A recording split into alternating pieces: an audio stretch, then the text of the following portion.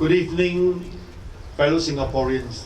Actually, I'd like to address you as the sons and daughters of Singapore. You know why? Because we are all actually one family. And yet at the worst time of our worst time when we fight is during an election.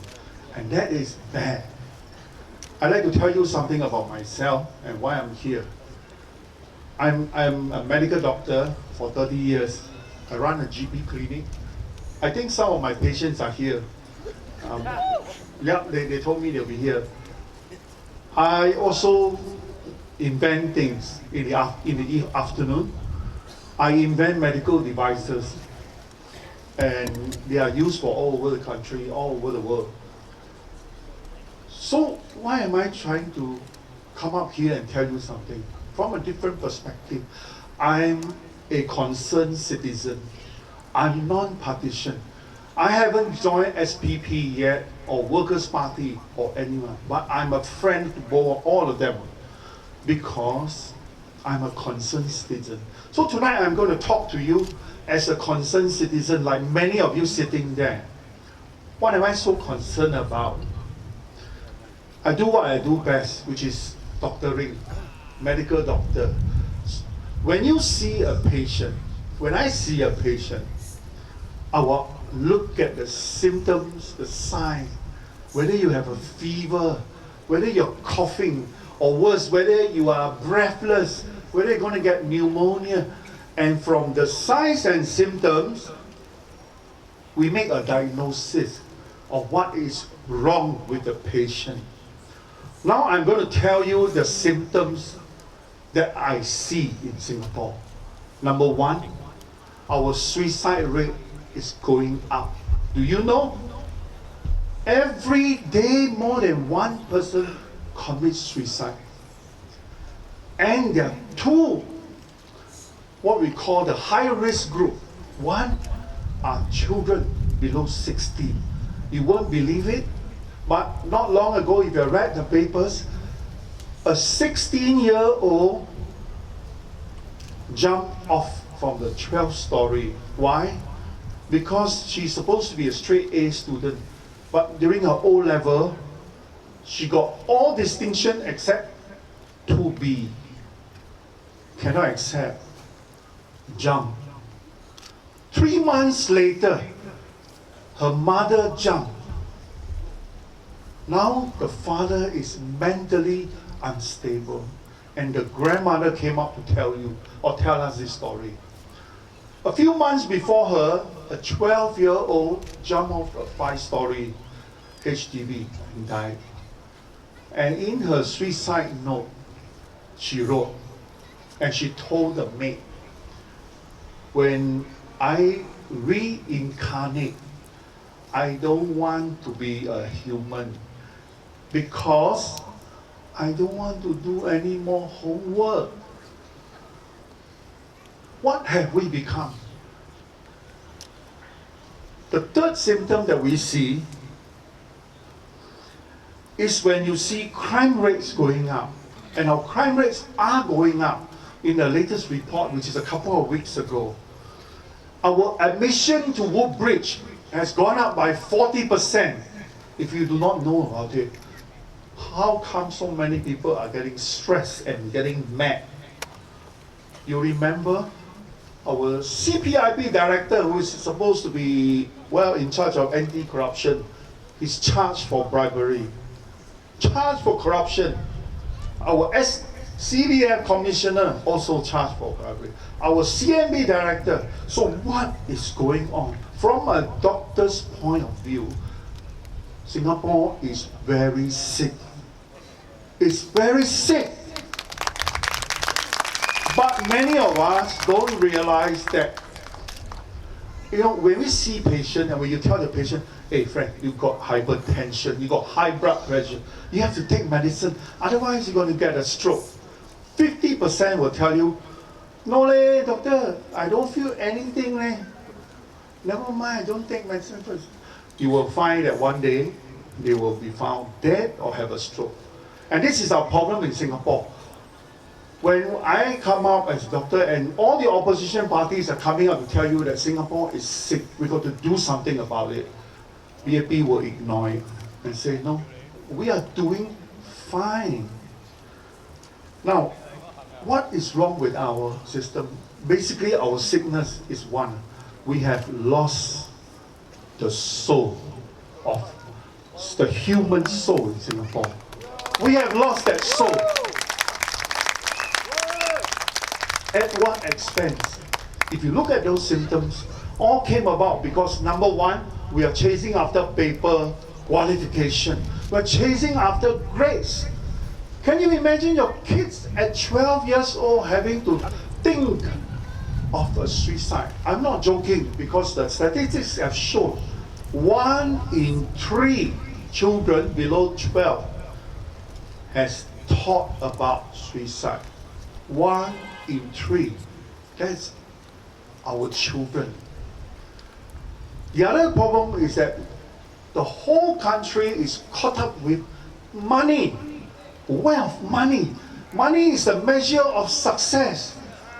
And that is disastrous. So because you look at GDP, you look at everything else, and you look at everything else but family and the soul. And that's sad.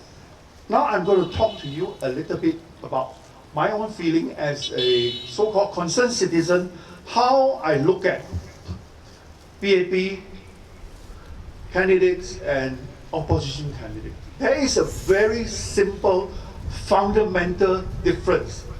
And the difference is why they join the party.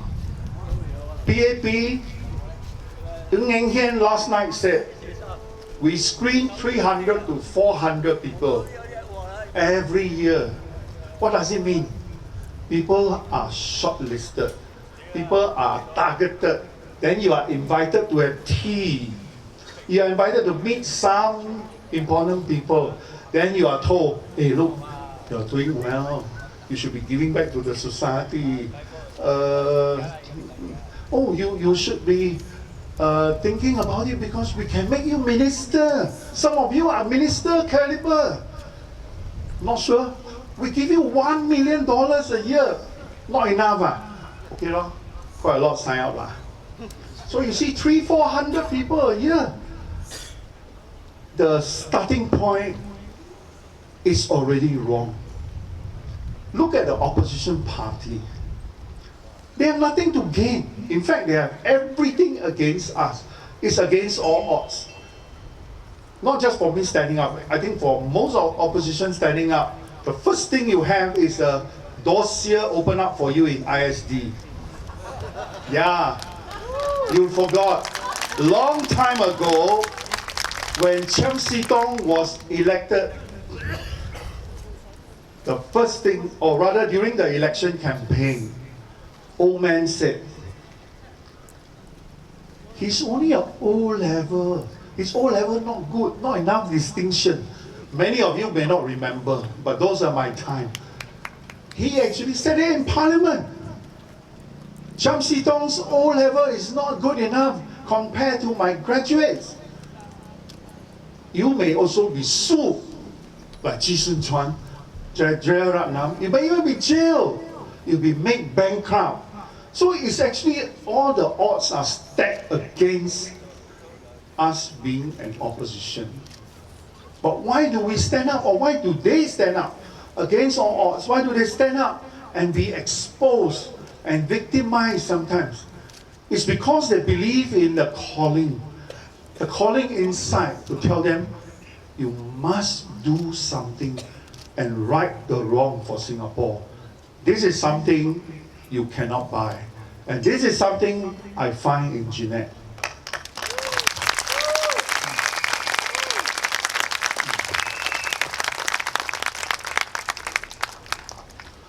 Let us not lose our soul. I will tell you what is wrong with PAP. For me, as a concerned citizen, the biggest problem with PAP is that they have mixed up and blurred the line between party and government. Yes. They think that the party is government and the government is party. How How do I know? You look at the manifesto of PAP. What does it end with? Majura Singapura. Majura PAP. What nonsense can it be? You mean Majura or going forward cannot be done because PAP is not there? Imagine if SPP said that. Took the national anthem and said, Majura Singapore, Majura SPP. Tomorrow, you're in trouble. But not PAP, because the line has been blurred between the government and the party. If you don't vote for me, you will have no bus interchange, you have no this, you have no that. We heard it last night. Yeah. So, that's the biggest problem with PAP. And what is the biggest failure for me in PAP? PAP has lost our trust. He has lost my trust. He has lost a lot of us our trust because they are arrogant. They are so arrogant that they think you are coming here because you are going after meat thrown after by the opposition. That is very insulting. Now, when you look at the future and you look at the way the manifestos have been said or have been shared, you look at every interview with the PAP members, it will be, I'm going to do my part, I'm going to do this, I'm going to keep my promise, I'm going to beautify your town, I'm going to improve your life. Hey, look, uncle, this one are basic lah. Everyone who are elected must do one. Oh my God, you got, yeah. I mean, basic, right? You expect me to elect you and you say, oh, I'm sorry, I can't do. Hey, this is basic lah. Don't tell me what you can do, because it's exactly what you should do. You're paid to do it. You're paid to do it. And you're doing a lousy job. So don't tell us what Mr. Lim Beltran can do to keep the drain clean and the bus come on time. Hey, basic, must do one. Okay, don't need to talk one. What you need to talk about is how do you bring back that kampong spirit now. Yeah. Imagine if every one of you, instead of watching me, turn around to the left and right and say, hello, have a good evening. It'll be different. Now, but Mountbatten and Katong, this area is actually a very, very so-called kampong area, where the souls of people collectively live. And this is something, unfortunately, only people with heart can do it. Not people with a head, but a heart. My last parting word is actually for the PAP. In the holy book, which many of them read, it says, what does it profit a man if he gains the whole world but loses his own soul? What does it profit a man? Nothing. So what does it profit a man if he gains the whole world and loses his own soul? So let's, for tonight and even for this election, we want to get back our soul for Singapore. And to do that, you can do two things. One, you must vote Jeanette in for SPP. Two, if you have time, you come and hug me.